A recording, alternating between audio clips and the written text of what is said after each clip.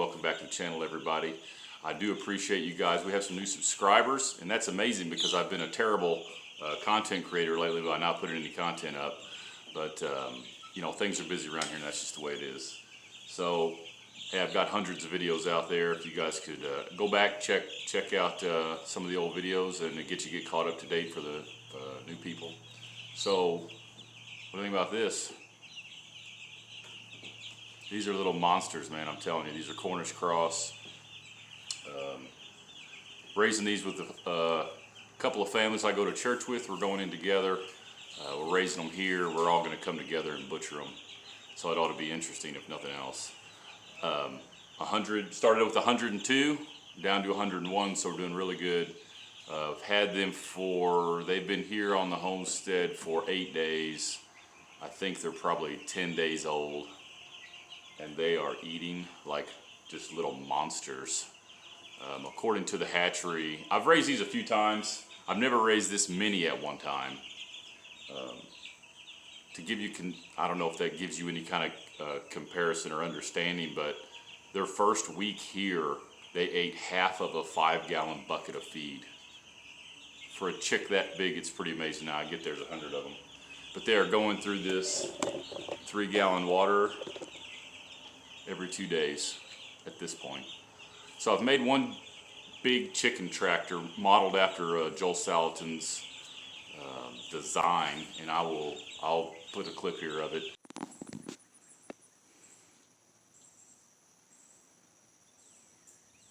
So I made one. It's a little bit smaller than what he makes, and that's for kind of tailor-made to my place. I made mine 8x8. I think his are much bigger. The problem I have, I need to get them through some gates. I think if I keep doing this on the chicken tractor, what you do is you put them, if you guys don't know, a chicken tractor is like a cage, but the bottom's open, so the chickens can eat grass and bugs and all that, and you move them every day. And they kind of help fertilize the pasture, and they're good for the ground, but you got to move them every day. But anyway, I want to move them up to where my cattle is and get them in that rotation up there, because I'm doing mob grazing. I'm moving that cattle every couple of days. I want to get these chickens behind them. And so anyway, I had to make them, the chicken tractors 8x8 so I could fit through the paddock fences, or through the gates. So I'll show you a clip of that.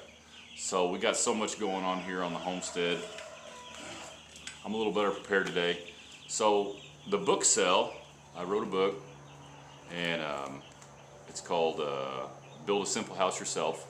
It's on Amazon. I'll put the link below. So in the book, I chronicle how I built my own house. And if you guys are like me, I got a lot of pictures. I got the blueprints of my house, schematics, and basically the way I wrote the book was how I started the process of wanting to build my own house, or actually I really didn't want to build my own house. How I came to the realization that's what I needed to do, all the processes all the way through. And then the last chapter is kind of my journal entries. I kept a journal through the book, and then I have pictures of every month of the build, chronicle everything that I did, and to try to help you guys. Honestly, I have no intentions on quitting my day job to be an author, but I feel like I gleaned a lot of information off the internet, and I learned a lot of things, pulled a lot of things together that helped me out. And so I put everything in that book. That's what I did. I tell people it's not a how-to book, it's a how I did it book. So take it for what it's worth. But what else is going on here on the homestead? It is, the first part of July here, and things are in full swing. The garden's crazy. We've already been canning green beans. We're picking squash and zucchini. I've got a butcher date for some pigs in a month. I've got 2 months before I've got some steers that are leaving. These birds, they're going to be 6 or 7 weeks old. Most people are shocked at that. That every piece of chicken you pick up in the grocery store wrapped in cellophane, sitting on a beautiful diaper, is 6, 7 weeks old. These things, they grow so fast that you have to start keeping their food away from them. Let them eat about 12 hours a day. If not, they grow too fast. Their ligaments and tendons can't keep caught up, and they will have a lot of problems with their legs, and they can even die. So I don't know. I don't know what to tell you. If you don't, they're not a heritage breed. They are a commercial breed. I get why you wouldn't want to eat them, I guess. I mean, I'm controlling what they eat, what they drink, where they live, their environment. But it's really hard to beat the efficiency of 6 or 7 weeks compared to if you raise the heritage breed, you're going to be 4, 5, 6 months at least before they get even close to these. These will hopefully be about 6 pounds in 6 weeks. And their efficiency on converting feed into meat is pretty good. I don't think you're going to get anything close to it. But look at this. I was just thinking of this, and I thought maybe some people could appreciate it. Obviously, I'm not the only one to think that, times could be getting a little bit tougher. Obviously, we see the price of everything going up. I do not know what chicks are going for today. I ordered these months and months ago. I paid $1.75 a piece for these. So I got 100 of them. It was $175. And I am keeping a meticulous log on exactly how much food, because if you guys watch some of the other videos, I've got a grain cart where I'm buying feed in bulk. I bought tons, literally tons of feed. So I'm feeding them, and once again, I just do what I want to do, and everybody has opinions, and that's fine. One of my favorite quotes is, your opinion doesn't trump my experience. And when I've raised these before and you're buying bags and bags of feed and I notice the price is up, I started to see the price go up, and I was fortunate enough to have a friend who's a subscriber here and was getting rid of some grain wagons, and he gave them to me, and they needed some work. I've got them, sanding them all down, painted them, fixed some holes, and put new tires on them, greased all the bearings, did all the things, but it enabled me to buy feed in bulk. And what I was alluding to earlier was I just found a feed for pigs, and I feed it to everything. It is mainly corn, a little bit of soy, and some minerals, and that's what I feed all my chicks. I've been hatching chicks out of my incubator, and that's what I feed them. They've all done fantastic. Never had any problems. Now we raise our chicks, our chickens, on pasture. My chickens are free range. They're out in a chicken coop. They get out to just run. They run through the woods and eat bugs, do all the things they do. We basically are supplementing them with the grain. These, I wanted to move them today out to the chicken tractor, but thank God we're getting some more rain. We went through a terrible drought here, so we're getting some thunderstorms coming in tonight, and they don't have their feathers all the way in yet, and so I'm gonna give them a few more days to put them out there. So if you guys never raised chicks, the first couple of days they need the ambient temperature to be like 99 degrees. See, a chick's internal temperature is like 102, and they can't really regulate their body temperature that well, and so especially the first week or two, they're very vulnerable to temperature. But the goods, if you can tell, it's in the high 90s here, and it has been, and it's only been getting down in the mid 70s at night. So this is the great time of year to be raising chicks. If you were doing this in the winter, you would really be struggling. And this is the most I've raised at one time, and I know a friend of mine raises turkeys, big turkey, held like 25,000 turkeys in a building, like huge. And I've just heard him talk over the years of all the issues that they have, and you don't experience that when you raise a fewer amount. What I mean is, I got 100 birds. You put one heat lamp on them, they will crush each other to try to get under that heat lamp. Just things like that. If you put a feeder out and there's not enough room for them all to get to it, they will pile on each other and crush them. It will trample them to death. And so I've seen some of that as they're little, and that's why I know I've got to get them out. I got to get them in a tractor. I've got to split them up and get plenty of room. I've got to have multiple feeders, multiple waterers, just so this is all possible. But look at the benefit. If it was just us, and I said I'm going in together with a few families, and I think that's a good community thing, a fellowship thing, and honestly, we're going to need the help. Cleaning 100 chickens is a lot of work. One of the families has a chicken plucker, so if I can get some video of that, that's going to be great. Commercial chicken plucker, that makes it all possible, because we've done it by hand before, and you could scald them, whatever, but it's a lot of work to get all those feathers out. So, but look at what we got here. It's 100 birds. I mean, there's 52 weeks in a year. That's about 2 full-size chickens a week. And I can raise these for 6 or 7 weeks. And if you have the freezer space, you could have a year's worth of food. I mean, my wife and I were talking. You know, we probably could, that could probably sustain our family for a year. I mean, it's maybe not what we want to eat. But I mean, 2 full chickens a week with all the supplemental stuff that we do, the vegetables that we can, and all the stuff that we're putting in the root cellar and the potatoes and stuff, we probably could live on that. So what a great prepared thing. I mean, compare that to pigs, which I think are fantastic as far as the efficiency of them. I mean, from 0 to 7 months old, they're full grown. And then step that out to cattle. I'm raising these steers for 2 years. Now you get a lot of meat, but it's 2 years. It's 6 weeks. Cattle eats a lot. Cattle eat a lot. I just bought $600 worth of hay, and we're buying beef from the grocery store. So maybe we're not doing things right. So we ran out of beef. I didn't know this, but I watched another video, and one of the guys was saying in the pioneer times, they called this time of year early summer the starvation season. And I totally understand it, because we're working in the garden almost every day. We're taking care of all these animals. We've got the pigs, cows, we've got goats, we've got chicks, all that, and our freezers are empty because we're coming out of the winter and we've already eaten everything. So I'm hoping to kind of get the timing a little bit better to stagger all these animals. But I mean, but once again, here we go again, because I'm going to get all the chickens next month, the pig next month, the month after that, the steer. So I've got all this coming at one time, which leads me to my next topic. I thought the video, we've talked on here about solar several times. And I don't get it. It's just the way it is. I don't know if you guys don't have any interest in it, which is fine, I don't really care.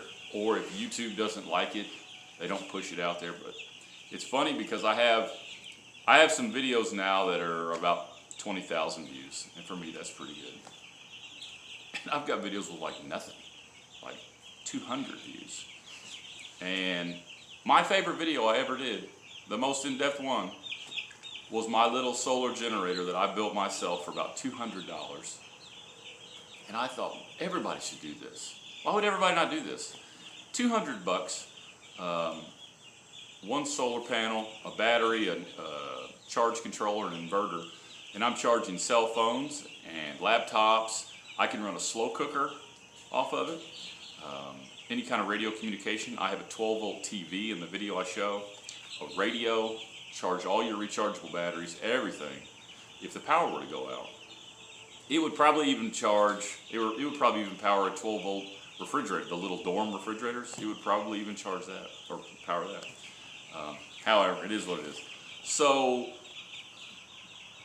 jumping into another topic I was wanting to get to, I have really been just on solar. I have just been researching it like crazy, and I need to do something. I've got all these freezers with all this meat, and if the power goes out and I lose all that, that's just poor stewardship on my behalf. I can't do all this work and then just let it go. And so I'm gonna spin you around here. I'll show you 2 things I've been doing. I've been getting things ready. Generator and one of my chainsaws. I absolutely hate cutting firewood when it's hot out. But I've been cutting firewood, not by my choice. We had some storms roll through here and some trees fell across some of my fencing, and I had to, obviously cut it off the fence, make sure everything's good. But that one wasn't running right, but I got it going good now. That's my smaller saw. Keeping the generator ready. That's kind of plan B right now, is run the generator, and that will run all my freezers. It's a little 3100 watt Champion. It's kind of a knockoff of the Hondas. It runs pretty quiet, and it has variable kind of throttle. Like you can throttle it down and conserve fuel, or throttle it up, where a lot of them they just run wide open. And that one's got a 30 amp plug that I can actually kind of, when I built my house, I wired up a generator connection, so I can actually backfeed my house with that. I mean, I can't run big loads. I can't run like the water heater or anything. I can't run anything 240 volt or anything like that. But I could run a refrigerator or a microwave or lights or things like that. But I got to run a generator all the time, which obviously leads you to storing lots of fuel. And for some reason, as a country, we've decided to make fuel that destroys engines and doesn't store well. So I don't know. It is what it is. So I have been on this solar kick. I have hated the term solar generator, because it's not generating anything. I don't understand the term. Whatever. So, that being said, before I thought they were terrible. But the technology is evolving so quickly. And I have been watching some videos on, like, for example, EcoFlow and Blue Eddies and different things like that. And I think that's probably where we're gonna go, because I just can't risk, all the work I do around here. I mean, 85% of what I do is revolved around food. I'm either gardening, hunting, fishing, raising animals. We've got the bees going now. I mean, all this is revolved around food, and it's just unacceptable to lose that. And it's, my responsibility to feed my family. So, anyway, I'll keep you guys abreast with what I decide to do. The technology is amazing. I've been looking at some of these, and just what they're capable of doing is pretty fascinating in pretty small packages anymore. So I don't want something to run the refrigerator. I don't want something to run a freezer for a day or two. I'm going to build a solar array and have it running all the time. If I hook up one, it's going to be running all the time, all year. That's my plan. If it's got an AC hookup where if the battery gets down too low, it will charge off of my utility here, then that would be ideal. If it uses solar first, battery second, and grid power third, because hey, comment down below if you think I'm wrong. The energy lobby, and God bless them, they're doing the best they can for them. They have made grid tied solar. There's no way it's financially feasible. I mean, if you want to do it because you think that it's saving the planet, I mean, go for it. I mean, I'm not here to sway you one way or the other. Do your research. I mean, whatever. But here, I'm paying 18 cents a kilowatt hour. They pay 1.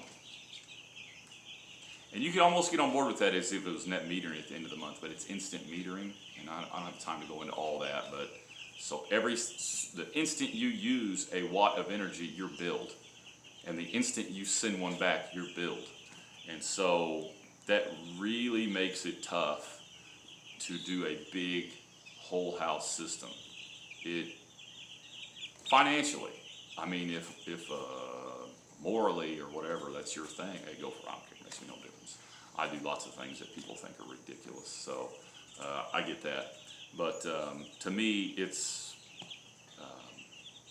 I get nothing from it aesthetically. I get nothing like that. So to me, it is a preparedness thing, and it needs to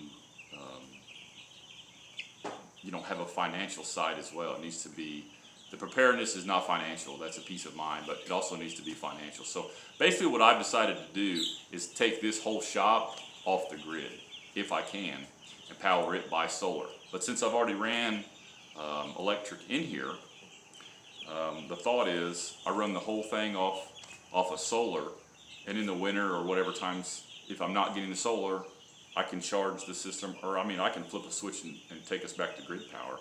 But to me, if anything happens and we have power outages, we can come out here and I have everything here. I can charge phones. I can do whatever. I don't want to get into all that, but anyway, that's what I'm up to. That's what I'm thinking about. I've been thinking a lot about solar. I met a few people. It's always weird to me. I mean, obviously, I'm I don't have like a big YouTube channel or anything like that. I don't do Facebook. I don't do social media. You know, I wrote this book. I've done no marketing. Tongue in cheek, I say I don't care. I do care. I hope it helps somebody. What I mean by that is, you know, I put just enough out here on these videos to kind of maybe help some people with some decisions, maybe motivate people, because that's how I get motivated, by seeing what other people do and learn, and it's just exchange of information. But honestly, I don't invite people into my life that far, that much. And so it's weird to me when people will say things like, "Oh, I've watched all your videos," and people I would never think that did, and I appreciate it. I thank you guys. I met several this week that I don't even bring it up in conversation, and they said, "Oh yeah, I saw that on your last video." I'm like, wow. So thank you for that. I appreciate it. If you know anybody that might like to listen to me rant, hey, you know, share, whatever. I've never made $1 from YouTube. I probably will never make $1 from YouTube. But I enjoy doing it from time to time. I bring you guys in just as far as I feel comfortable sharing. But it's a crazy world out there, and I hope you guys are doing something. If you don't want to do this, buy some chicken. And one thing I didn't mention, we are going to be canning some of this meat. Lord willing, everything goes right, but I want to can some of it just so we're not taking up so much freezer space. We've canned meat in the past. I've never canned chicken, but I've canned deer meat for years. I think that's the best way to eat deer meat. So do something, buy some food, have a garden. It's not too late. It's early July. It's getting close to too late, at least where I live. But you can still plant a few things. You could plant green beans right now. You know, just anything you can do. So we'll take you through that just like I did last year when we're harvesting, show you kind of what we're doing. I've been working on the root cellar. Here, let's walk over there. So apparently last night we had about an inch of rain, and it's washed a lot of mud down here. So I built these 2 walls on the root cellar to keep more soil up there, to hopefully keep the temperature a little more constant. So the inside will be just a little cooler, and then we don't have mud flowing in front of that door. So I think I'm finally, gosh, I hate the word done. People say, "Is your house done?" I mean, it's really never done. It's a homestead. So the root cellar is getting close to me being done working on it. If you don't know who Joel Salatin is, you should definitely research him. But he always says good enough is perfect on a homestead, because once it gets to where it's working, I mean, you know, you're not trying to be an expert. So anyway, I've been working on the root cellar. I've got the inside of it. I've been painting it, trying to kind of brighten it up a little bit. It's that basement waterproof-ish paint. I don't think it works at all. But anyway, painting it because we do also use that as a storm shelter. And just something a little brighter if you're in there with just a little lantern or something. So I think we're going to sow some grass seed on there. As you can see, I hold so much dirt over there. You have no idea how much dirt that is. This last little bit, this part right here is 30 loads on a single axle dump trailer. Because you can't just build here. You can't build here. You got to build all this over. All this. So every time you go up a little bit, you got to go all the way down with it. So anyway, I want that done before we get our potatoes and all that. As you guys know, I put a lot of sweet potatoes, a lot of Irish potatoes out this year. We're putting our jars in there, putting all this produce in there. So that's one of the keys to saving on our refrigeration. But the video's going long. I appreciate you guys watching. I really do. I really think if any of you guys are thinking about building your own house, check out the book. It's on Amazon. I put the link below. I put a lot of work into it, and it's not super refined. It's not super polished. There's some thoughts expressed in there that aren't fully expressed. I mean, I bring up some things and I don't address them again, because that's what I did. I thought of a lot of things that, you know, just never came to fruition, but it's just a little nugget to think about. So I think I've had a few people say that it's pretty helpful, and I hope that you'll find it helpful too. So anyway, that is what it is. I'm proud of it, and I hope I can help some people with it. So if you like the video, I would appreciate it. Subscribe, comment. Any questions you guys have down below, anything you want to know, maybe I'll make a video. Put it down below. Anything you want to see that I haven't shown, take it into advisement. So take care, God bless, and I'll see you guys on the next video.